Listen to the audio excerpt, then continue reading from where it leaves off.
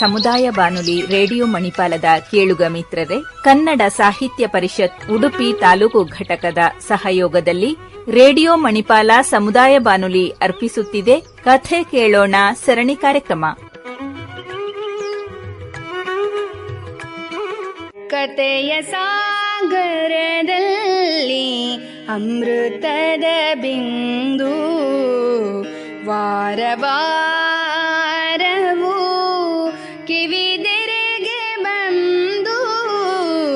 ಕಥೆಯ ಸಾಗರದಲ್ಲಿ ಅಮೃತದ ಬಿಂದು, ಮನ ಮುದಗೊಳಿಸುತ್ತಲೀ ವಿಚಾರ ತುಂಬಿ ಭಾವಕೋಶವ ವಿಸ್ತರಣೆಗೈದು ಮನವ ಮಥನವಗೊಳಿಸಿ ಬದುಕಿಗೆ ಅನುಗೊಳಿಸಿ, ಮನವ ಮಥನವಗೊಳಿಸಿ ಬದುಕಿಗೆ ಅನುಗೊಳಿಸಿ, ಬದುಕಿಗೆ ಅನುಗೊಳಿಸಿ. ಕತೆ ಕೇಳೋಣ, ಕತೆ ಕೇಳೋಣ, ಕತೆ ಕೇಳೋಣ.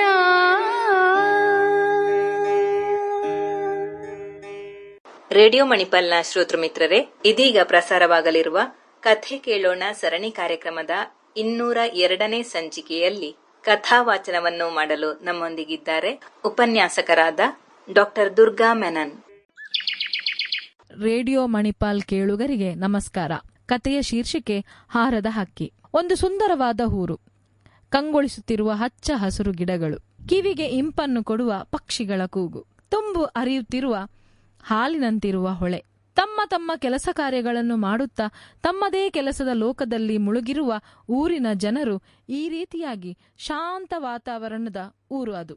ಈ ಊರಿಗೊಂದು ರಾಜ ಉತ್ತಮ ರೀತಿಯಲ್ಲಿ ಆಡಳಿತವನ್ನು ನಡೆಸಿಕೊಂಡು ತನ್ನ ಮಂತ್ರಿಗಳಿಗೂ ಊರಿನ ಪ್ರಜೆಗಳಿಗೂ ಯಾವುದೇ ರೀತಿಯ ತೊಂದರೆಗಳಾಗದೆ ನೋಡಿಕೊಳ್ಳುತ್ತಿದ್ದ. ಈ ರಾಜ ಪ್ರಕೃತಿ ಪ್ರೇಮಿಯಾಗಿದ್ದ. ಈ ರಾಜ ನಿತ್ಯ ಮುಂಜಾನೆ ಅರಮನೆಯಿಂದ ಹೊರಗೆ ಬಂದು ಕೊಂಚ ಸಮಯ ಪ್ರಕೃತಿಯನ್ನ ವೀಕ್ಷಿಸುವುದು, ಪಕ್ಷಿಗಳನ್ನ ನೋಡುವುದು ಇವನ ವಾಡಿಕೆ. ಒಂದು ದಿನ ಕೆಲಸದ ನಿಮಿತ್ತ ಪರ ಊರಿಗೆ ಹೋದ ಈ ರಾಜ ಅಲ್ಲಿ ಸುಂದರವಾದ ಪಕ್ಷಿಯನ್ನು ನೋಡಿದ. ಆ ಪಕ್ಷಿಯ ಸುಂದರವಾದ ಮಿಶ್ರ ಬಣ್ಣ, ಅದರ ಕೂಗು, ಬೆಳೆದಿರುವ ರೆಕ್ಕೆಗಳು, ಚಿಕ್ಕದಾದ ಕಣ್ಣು ಅವನ ಮನಸ್ಸನ್ನು ಸೂರೆಗೊಂಡಿತು. ತನ್ನ ಅಗಾಲವಾದ ರೆಕ್ಕೆಗಳನ್ನು ಬಿಡಿಸಿ ಹಾರುತ್ತಿರುವ ದೃಶ್ಯ, ಅದರ ಸೌಂದರ್ಯ ಅವನ ಕಣ್ಣ ಮುಂದೆ ಕಂಡಿತು. ಆ ಪಕ್ಷಿಯನ್ನು ಬಹಳ ಸಂತೋಷದಿಂದ ಅರಮನೆಗೆ ತರುತ್ತಾನೆ ರಾಜ. ಪಕ್ಷಿಯನ್ನು ತಂದ ದಿನ ರಾತ್ರಿ ಇಡೀ ಆ ಪಕ್ಷಿ ತನ್ನ ಅರಮನೆಯ ಮುಂದೆ ಹಾರಾಡುತ್ತಿರುವ ದೃಶ್ಯವನ್ನೇ ನೆನೆದು ಮಲಗುತ್ತಾನೆ. ಮರುದಿನ ಮುಂಜಾನೆ ತನ್ನ ಅರಮನೆಯ ಹೊರಗೆ ಬಂದು ನಿಂತು ನೋಡಿದಾಗ ಅವನಿಗೊಂದು ಆಶ್ಚರ್ಯ ಕಾದಿತ್ತು. ಪಕ್ಷಿ ಮರದ ಕೊಂಬೆಯೊಂದರಲ್ಲಿ ಕುಳಿತಿತ್ತು. ಇದನ್ನು ಕಂಡ ಆಶ್ಚರ್ಯಗೊಂಡ ರಾಜ ಪಕ್ಷಿಯನ್ನು ಅಲ್ಲಿಂದ ಎಬ್ಬಿಸಲು ಎಷ್ಟು ಪ್ರಯತ್ನ ಪಟ್ಟರೂ ಅದು ಮರದ ಕೊಂಬೆಯಿಂದ ಕದಲಿಲ್ಲ. ಇದು ರಾಜನಿಗೆ ಬಹಳ ನಿರಾಸೆಯನ್ನುಂಟು ಮಾಡಿತು. ಬೇಸರಗೊಂಡ ರಾಜ ತನ್ನ ಮಂತ್ರಿಗಳ ಸಭೆ ಕರೆದು, ನಾನು ಬಹಳ ಆಸೆಯಿಂದ ಒಂದು ಪಕ್ಷಿಯನ್ನು ಪರ ಊರಿನಿಂದ ತಂದಿರುತ್ತೇನೆ. ಆ ಪಕ್ಷಿ ಹಾರುತ್ತಿಲ್ಲ. ಇದಕ್ಕೆ ಯಾರಾದರೂ ಕಾರಣವನ್ನು ಬಲ್ಲಿರಾ ಎಂದು ಪ್ರಶ್ನಿಸುತ್ತಾನೆ. ಆಗ ಮಂತ್ರಿಯು, ಪ್ರಭುಗಳೇ, ಆ ಪಕ್ಷಿಯ ಕಾಲಿನಲ್ಲಿ ಸಮಸ್ಯೆ ಇರಬಹುದು. ಅದಕ್ಕೆ ಬಲವಿಲ್ಲದೆ ಅದು ಮರದ ಕೊಂಬೆಯಲ್ಲಿ ಕುಳಿತಿದೆ ಅನಿಸುತ್ತಿದೆ. ವೈದ್ಯರನ್ನು, ಅಂದರೆ ಪಕ್ಷಿಗಳ ಆರೋಗ್ಯದ ಕುರಿತು ಗೊತ್ತಿರುವ ವೈದ್ಯರನ್ನು ಕರೆಯಿಸಿ ಒಮ್ಮೆ ಪರೀಕ್ಷಿಸೋಣವೇ ಎಂದು ಕೇಳಿದರು. ಅದಕ್ಕೆ ಸರಿ, ಕೂಡಲೇ ಪಕ್ಷಿಗಳ ಕುರಿತು ಬಹಳ ಆಳವಾಗಿ ಅರಿತಿರುವ ಉತ್ತಮ ವೈದ್ಯರನ್ನು ಕರೆಯಿಸಿ ಪರೀಕ್ಷೆ ಮಾಡಿ ಎಂದು ರಾಜ ಕೂಡಲೇ ಅಪ್ಪಣೆ ನೀಡಿದ. ಪಕ್ಷಿಯ ವೈದ್ಯರು ಬಂದು ಪಕ್ಷಿಯನ್ನು ಪರೀಕ್ಷೆ ಮಾಡಿ, ಇದರ ಕಾಲುಗಳಿಗೆ ಯಾವುದೇ ತೊಂದರೆ ಇಲ್ಲ, ಇದಕ್ಕೆ ಆರಲು ಶಕ್ತಿ ಇದೆ, ಈ ಪಕ್ಷಿಗೆ ಆರೋಗ್ಯದ ಯಾವುದೇ ಸಮಸ್ಯೆ ಇಲ್ಲ ಎಂದರು. ಇದರಿಂದ ರಾಜನಿಗೆ ಮತ್ತಷ್ಟು ಗೊಂದಲವಾಯಿತು. ರಾಜನು ಮತ್ತೊಮ್ಮೆ ಮಂತ್ರಿಗಳ ಸಭೆ ಕರೆದು ಊರಿನಲ್ಲಿ ಡಂಗೂರ ಹಾಕಿ ರಾಜನ ಅರಮನೆಯಲ್ಲಿರುವ ಪಕ್ಷಿಯನ್ನು ಹಾರುವಂತೆ ಮಾಡಿದರೆ ಅವರಿಗೆ ದೊಡ್ಡ ಬಹುಮಾನ ನೀಡಲಾಗುತ್ತದೆ. ಬೇರೆ ಊರಿನಿಂದಲೂ ಬುದ್ಧಿವಂತರನ್ನು ಕರೆಯಿಸಿ ಅವರಿಗೆ ಬಹಳ ದೊಡ್ಡ ಬಹುಮಾನ ನೀಡಲಾಗುತ್ತದೆ ಎಂದು ರಾಜ ಹೇಳಿದ. ಅದರಂತೆ ಸಾಲು ಸಾಲಾಗಿ ವಿದ್ವಾಂಸರು, ಅತಿ ಬುದ್ಧಿವಂತಿಕೆ ಉಳ್ಳವರು ಎಲ್ಲರೂ ಬಂದರು. ವಿದೇಶದಿಂದ ಕೂಡ ತಜ್ಞರೆಲ್ಲ ಆಗಮಿಸಿ ಕೊಂಬೆಯಿಂದ ಪಕ್ಷಿಯನ್ನು ಎಬ್ಬಿಸಲು ನೋಡಿದರು. ಪಕ್ಷಿ ಒಮ್ಮೆ ಅಲ್ಲಿಂದ ಎದ್ದೇಳುತ್ತದೆಯೇ ಹೊರತು ಆರದೆ ಮತ್ತೆ ಅದೇ ಕೊಂಬೆಯಲ್ಲಿ ಕುಳಿತುಕೊಳ್ಳುತ್ತಿತ್ತು. ರಾಜನಿಗೆ ಗೊಂದಲದೊಂದಿಗೆ ಬಹಳ ಬೇಸರವಾಗುತ್ತದೆ. ಕೊನೆಗೆ ಮಂತ್ರಿ ರಾಜನ ಬಳಿಗೆ ಬಂದು, ಮಹಾರಾಜರೇ, ನಮ್ಮೂರಿನಲ್ಲಿ ಒಬ್ಬ ಅಜ್ಜ ಇದ್ದಾರೆ. ಅವರಿಗೆ ಪಕ್ಷಿಗಳ ಬಗ್ಗೆ ಅಲ್ಪ ಸ್ವಲ್ಪ ಗೊತ್ತಿದೆ.